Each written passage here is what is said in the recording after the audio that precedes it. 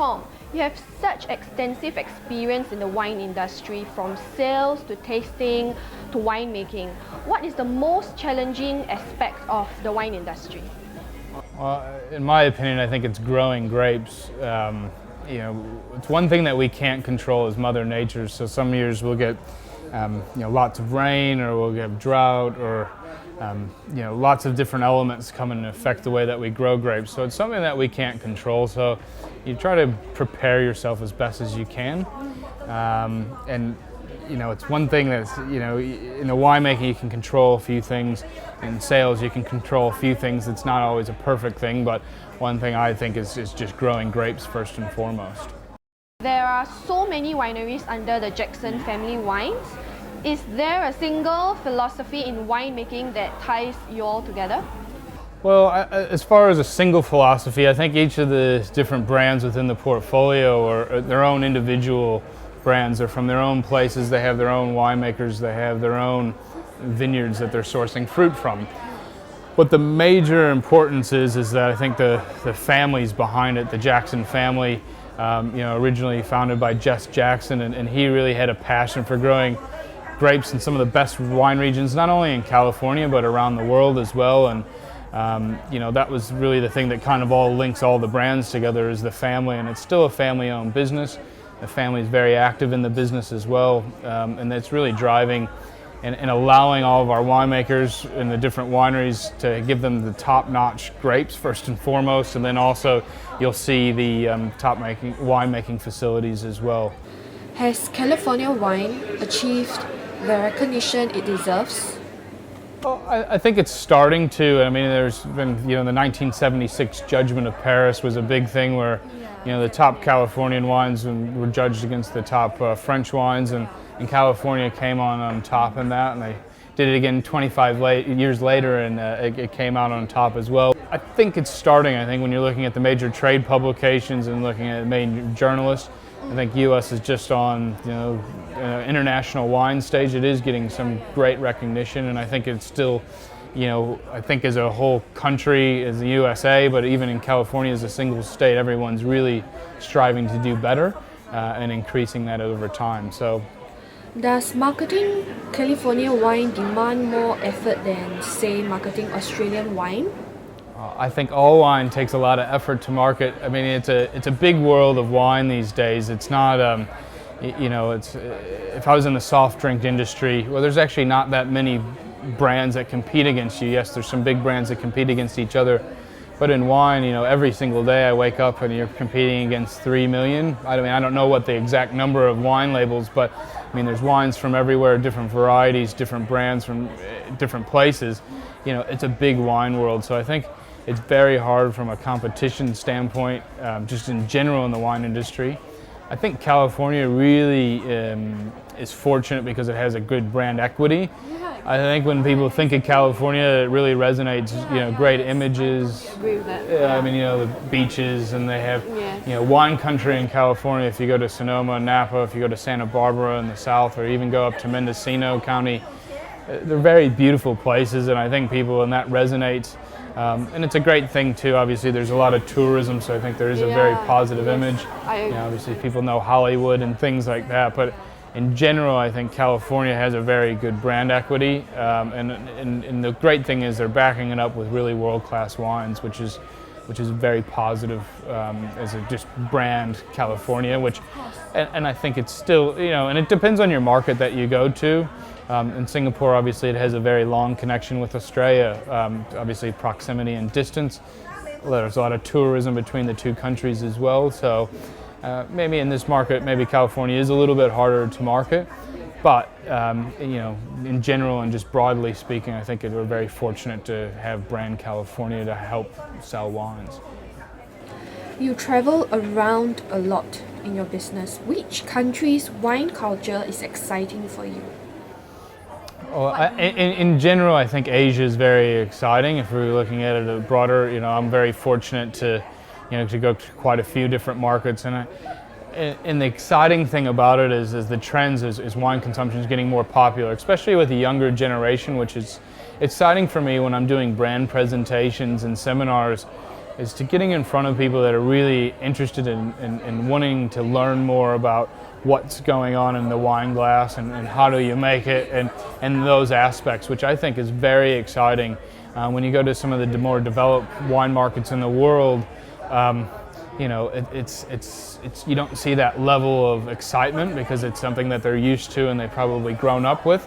And not to say that's wrong by any means, but for me it's nice to see the excitement. And when I'm in Singapore, I think there's a lot of excitement going on here. There's some beautiful wine venues that you get to go to. If you go to Marina Bay Sands or go to some of these other beautiful wine venues that you can go and taste great wines and enjoy it with food as well. So I think wherever you go in general in Asia, it's really exciting. So next question. China and Asia has seen massive growth in wine demand. How do they perceive California wine? Well, I think the reputation's growing. Really what we've seen just in Asia, I'll address that, and as a whole market, I think the statistics are showing that it is growing, and that's a good thing. I think as more people travel over time, they're getting experiences when they come to California and looking at what's being produced there and tasting and what the wines look like. They really are into that, which is an exciting thing. And in regards to China, I think the old world's definitely dominated not only China but just Asia in general, which I think people are now to the level of experimentation where they want to go out and find new discovery wines, and they're looking to the new world, they're looking to even some of the old world as well. But I think California is in that great position that we're producing world-class wines that people are excited about. What is your personal favorite wine and vintage? It's always a hard question to answer for everyone.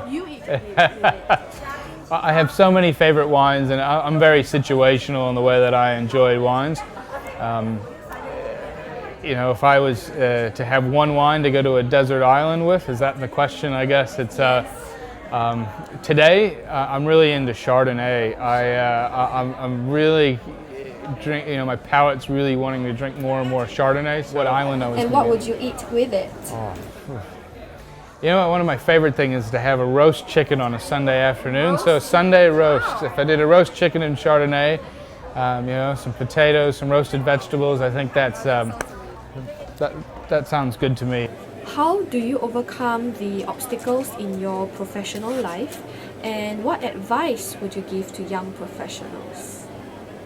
Yeah, I mean, I think it's one of those things. It's just lots of hard work. I mean, everything's tough in life. I mean, you have to, work through it because I actually read a really good quote the other day. I had a friend on Facebook that posted it, and life's not easy every single day. You have challenges that you face, and the thing is, it's about how you react to those challenges. You can kind of handle things two different ways. You can address them straight on, or you can let them persist. I think is one of those things is you address those challenges head on and you deal with them, and then you move on and you try to get better and learn from your mistakes. I mean, unfortunately, no one's perfect. I mean, you just can't be.